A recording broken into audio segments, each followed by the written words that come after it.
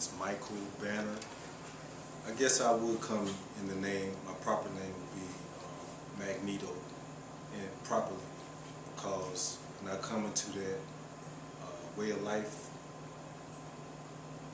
it was in a fashion that I was doing it primarily to feed my family. And it took that much of an effort just to make that happen. Anything less than that, it wouldn't happen. So that actual farming culture, that actually came out of a dire need. It was serious at that time. My baby was on the way of being born. We showered up, shot her to the south side of town, about 15-20 minutes away, and got her to my old earth, to my mama's house, and proceeded to have a home birth. You know what I mean? So that was my first baby I caught. You know, Fatima, she came out fast, and as soon as Shawnee bent over, I seen the afro come out, and I knew it was a baby. So as soon as I shot my hands out, she jumped out.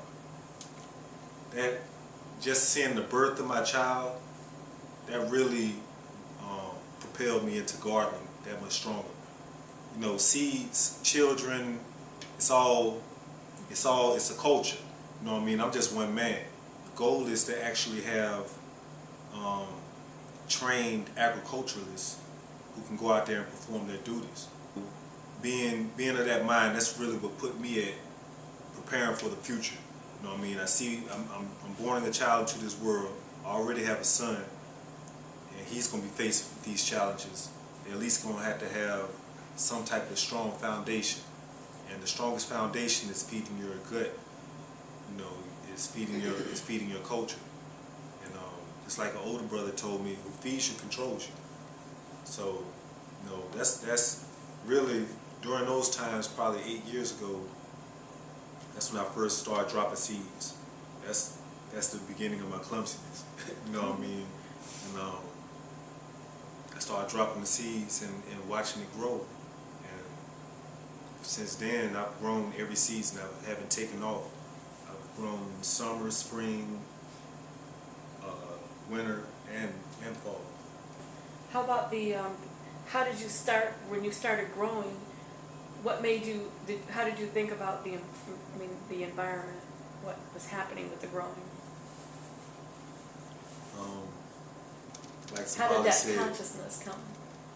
like Sabali said, I do, for a long time, I've considered how the food was grown before I go purchase the food. I was taught to, you know, I've been through different chambers as far as schools of learning. So I was taught to buy the best food that your money can buy, pretty much, you know, regardless. And that's when I was freed back into society from prison, battling with the food administrators in prison about the calories and the lacks thereof in prison. So we was only getting, what, 2,400 calories a day in prison, bologna sandwiches, and of course I stopped eating meat, so they really were stringent on us. It was beans every day, peanut butter sandwiches every day. It was like back and forth. So when I touched down in society, you know, everything was pulsing with life, with life. You know, you could see what was live and what, I haven't been here. So I see a live food and I see a dead food. And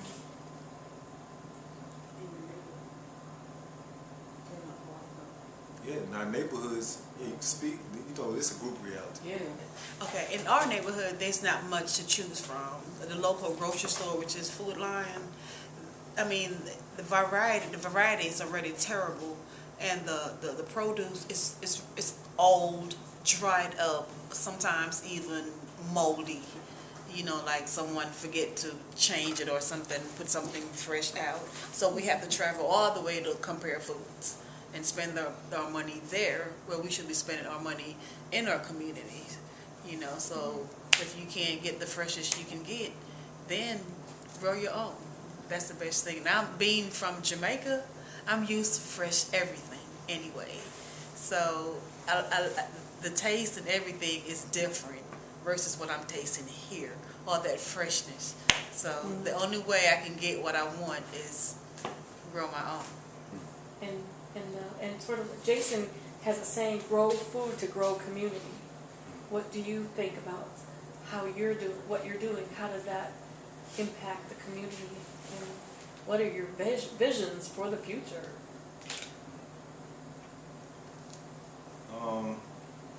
I heard somebody mention evolution earlier. That's pretty much the level where I see it at. It's to evolve or not to evolve. It's to eat or be eaten. It's rough out here. You know, it's silent wars going on, while they have the media pumping the bloody wars, losing that many in diabetes, high blood pressure, all types of maladies. So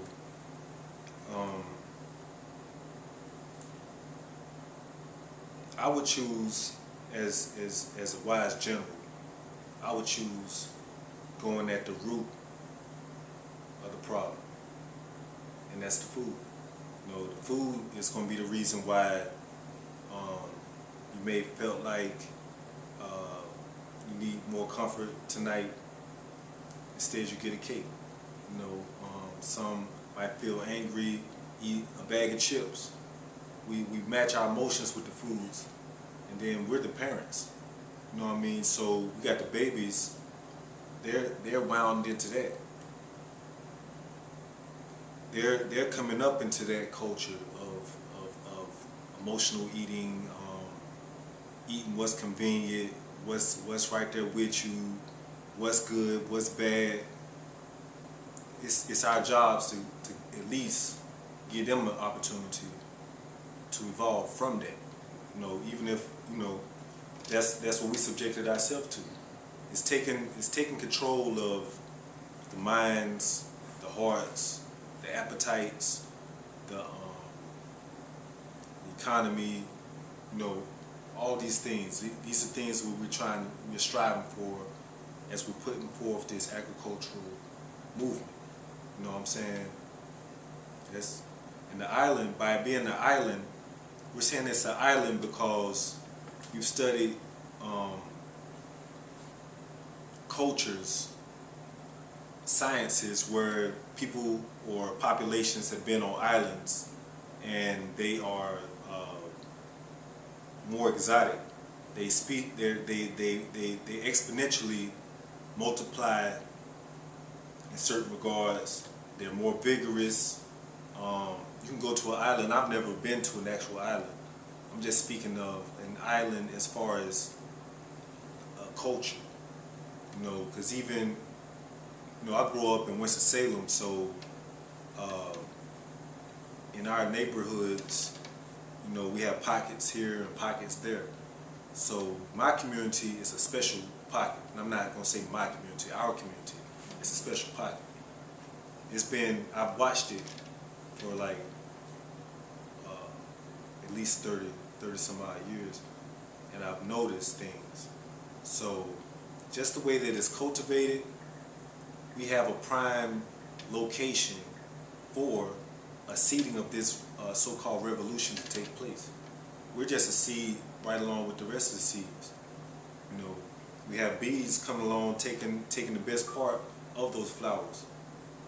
So we're going to enjoy ourselves.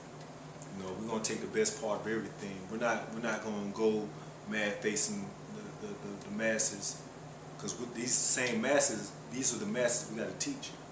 You know what I'm saying? We're most interested in the babies and the plants. So that's our goal, is to teach the babies you are the universe, and when you plant a seed, you're planting the universe. You're multiplying. You know, you're continuing your intelligence. you're proliferating DNA. You're being fruitful. You're doing righteous things. We, even as a small collective, we're the people who bring forth change. You're taking this route because it's the route that needs to be taken. Yeah, the whole movement has been out of necessity. Now, it's a deep meditation. We are in the city, so of course we are working with the city because we are the city. We're taking our rights, just like we were talking about earlier. Yeah. Some rights are your human rights. You don't really have to ask the city. Now, once you start using your rights and being indigenous people to these areas, which we have described our area as an island, and we mean that. Our neighborhood should be looked at as historically significant in our city. As Black Panther movements came out of our neighborhood. The original black farmers were in our neighborhood, agriculturally. The park that was adopted by Island Culturez, that whole area right there was a farm. We have the first black fire station right there in our neighborhood. Where the babies were born, the black hospital.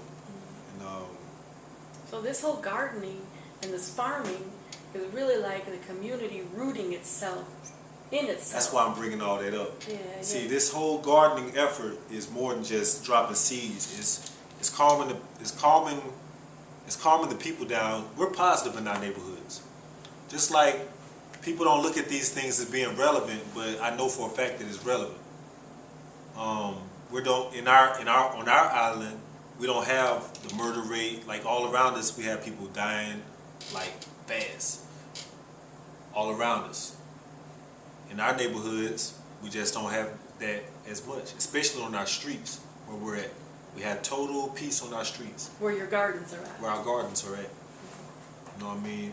And we've even appealed to the police. We're like, yo, if you want to come through our neighborhoods and you want to, ride through and patrol, get out and neutralize yourself in this dirt. You know what I'm saying? Bust a sweat right here, if anything. So basically, we're trying to really redefine this way of doing things that's being done in Winston Salem. You know what I'm saying? Because this is just it's one of them rich and poor towns. You're either rich or you're at the bottom trying to scrape out existence. So farming, that's just part of what we do. You know what I'm saying? It's the way we relate with the people. It's the way that we preserve our history. It's the way we strive to be self-reliant and come up as a seed. It's all that.